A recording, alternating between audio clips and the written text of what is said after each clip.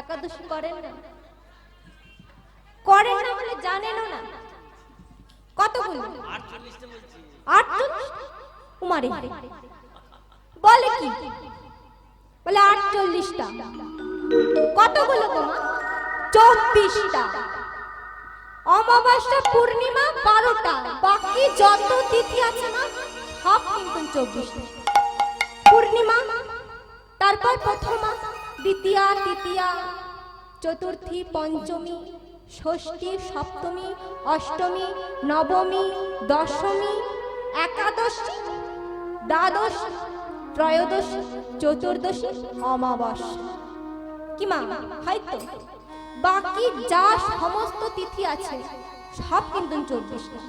তাই এই যে 24টা তিথি, 24টা তিথি কি আমরা করি? করি না তো?